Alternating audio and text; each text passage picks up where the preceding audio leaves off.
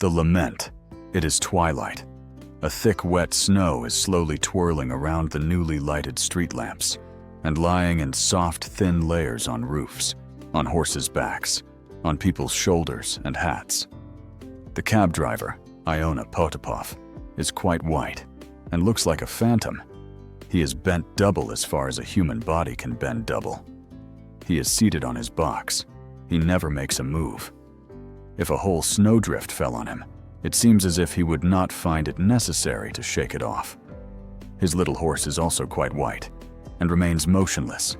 Its immobility, its angularity, and its straight wooden-looking legs, even close by, give it the appearance of a gingerbread horse worth a kopeck. It is, no doubt, plunged in deep thought. If you were snatched from the plow, from your usual gray surroundings, and were thrown into this slough full of monstrous lights, unceasing noise, and hurrying people, you too would find it difficult not to think. Iona and his little horse have not moved from their place for a long while. They left their yard before dinner, and, up to now, not a fare. The evening mist is descending over the town. The white lights of the lamps are replacing brighter rays, and the hubbub of the street is getting louder.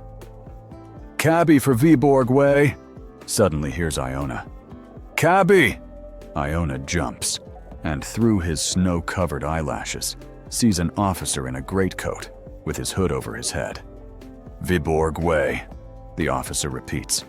"Are you asleep, eh? Viborg way." With a nod of assent, Iona picks up the reins, in consequence of which layers of snow slip off the horse's back and neck. The officer seats himself in the sleigh. The cab driver smacks his lips to encourage his horse, stretches out his neck like a swan, sits up and, more from habit than necessity, brandishes his whip. The little horse also stretches its neck, bends its wooden-looking legs, and makes a move undecidedly. "What?" asks the officer.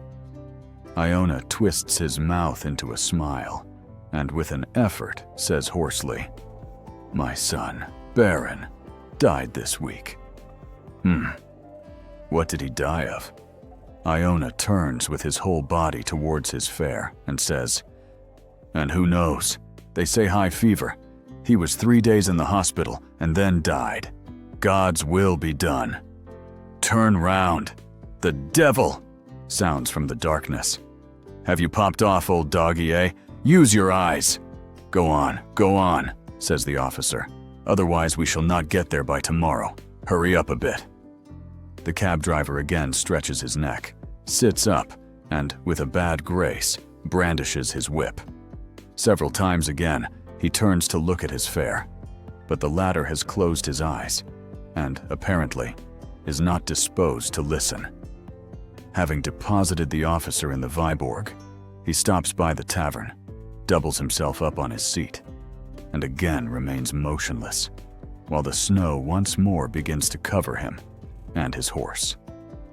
An hour, and another. Then, along the footpath, with a squeak of galoshes and quarreling, come 3 young men, 2 of them tall and lanky, the third one short and humpbacked. "Cabby, to the police bridge!" in a cracked voice calls the humpback. "The 3 of us for 2 grivenniks." Iona picks up his reins and smacks his lips. 2 grivenniks is not a fair price, but he does not mind whether it is a ruble or 5 kopecks to him. It is all the same now, so long as they are fares. The young men, jostling each other and using bad language, approach the sleigh, and all 3 at once try to get onto the seat. Then begins a discussion as to which 2 shall sit, and who shall be the one to stand. After wrangling, abusing each other, and much petulance, it is at last decided that the humpback shall stand, as he is the smallest. "Now then, hurry up," says the humpback in a twanging voice, as he takes his place and breathes in Iona's neck. "Old furry! Here, mate, what a cap you have! There is not a worse one to be found in all Petersburg." "He," giggles Iona. Such a hurry up. Are you going the whole way at this pace? Do you want it in the neck? My head feels like bursting, says one of the lanky ones. Last night at the Donk Masoves, Vaska and I drank the whole of 4 bottles of cognac. I don't understand what you lie for, says the other lanky one angrily. You lie like a brute. God strike me, it's the truth. It's as much the truth as that a louse coughs. He, grins Iona. What gay young gentleman.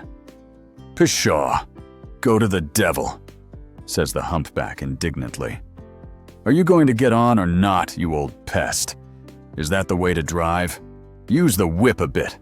Go on, devil, go on, give it to him well. Iona feels at his back, the little man wriggling, and the tremble in his voice.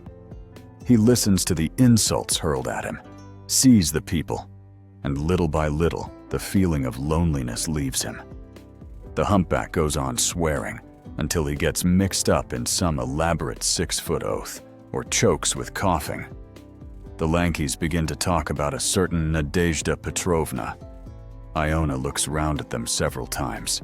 He waits for a temporary silence. Then, turning round again, he murmurs, My son died this week. We must all die, sighs the humpback, wiping his lips after an attack of coughing. Now hurry up! Hurry up! Gentlemen, I really cannot go any farther like this. When will he get us there? Well, just you stimulate him a little in the neck. You old pest, do you hear? I'll bone your neck for you. If one treated the like of you with ceremony, one would have to go on foot. Do you hear, old serpent Gorinich? Or do you not care a spit? Iona hears rather than feels the blow they deal him. He laughs. They are gay young gentlemen, God bless 'em. Cabby, are you married? Asks a lanky one. Gay young gentleman. Now I have only a wife and the moist ground. He-ho-ho. That is to say, the grave. My son has died, and I am alive. A wonderful thing. Death mistook the door. Instead of coming to me, it went to my son. Iona turns round to tell them how his son died. But at this moment, the humpback, giving a little sigh, announces, Thank God, we have at last reached our destination. And Iona watches them disappear through the dark entrance. Once more, he is alone, and again surrounded by silence. His grief, which has abated for a short while, returns and rends his heart with greater force. With an anxious and hurried look, he searches among the crowds passing on either side of the street to find whether there may be just one person who will listen to him. But the crowds hurry by without noticing him or his trouble. Yet it is such an immense, illimitable grief. Should his heart break and the grief pour out, it would flow over the whole earth, so it seems, and yet no one sees it. It has managed to conceal itself in such an insignificant shell that no one can see it even by day and with a light. Iona sees a hall porter with some sacking and decides to talk to him. Friend, what sort of time is it? He asks. Past 9. What are you standing here for? Move on. Iona moves on a few steps, doubles himself up, and abandons himself to his grief. He sees it as useless to turn to people for help. In less than 5 minutes, he straightens himself, holds up his head as if he felt some sharp pain, and gives a tug at the reins. He can bear it no longer. The stables, he thinks, and the little horse, as if it understood, starts off at a trot. About an hour and a half later, Iona is seated by a large, dirty stove. Around the stove, on the floor, on the benches, people are snoring. The air is thick and suffocatingly hot. Iona looks at the sleepers, scratches himself, and regrets having returned so early. I have not even earned my fodder, he thinks. That's what's my trouble. A man who knows his job, who has had enough to eat and his horse too, can always sleep peacefully. A young cab driver in one of the corners half gets up, grunts sleepily, and stretches towards a bucket of water. "Do you want a drink?" Iona asks him. "Don't I want a drink?" "That's so? You're good health. But listen, mate, you know, my son is dead. Did you hear? This week, in the hospital. It's a long story." Iona looks to see what effect his words have, but sees none. The young man has hidden his face and is fast asleep again. The old man sighs and scratches his head. Just as much as the young one wants to drink, the old man wants to talk. It will soon be a week since his son died, and he has not been able to speak about it properly to anyone. One must tell it slowly and carefully, how his son fell ill, how he suffered, what he said before he died, how he died. One must describe every detail of the funeral and the journey to the hospital to fetch the dead son's clothes. His daughter, Anicia, has remained in the village. One must talk about her too. It is nothing he has to tell. Surely the listener would gasp and sigh and sympathize with him. It is better too to talk to women. 2 words are enough to make them sob. "I'll go and look after my horse," thinks Iona. "There's always time to sleep. No fear of that." He puts on his coat and goes to the stable to his horse. He thinks of the corn, the hay, the weather. When he is alone, he dare not think of his son. He can speak about him to anyone, but to think of him and picture him to himself is unbearably painful. "Are you tucking in?" Iona asks his horse, looking at its bright eyes. "Go on, tuck in. Though we've not earned our corn, we can eat hay." "Yes, I am too old to drive. My son could have, not I. He was a first-rate cab driver. If only he had lived."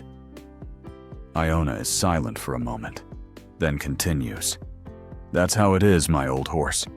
There's no more Kuzma Ionich. He has left us to live, and he went off pop. Now let's say you had a foal.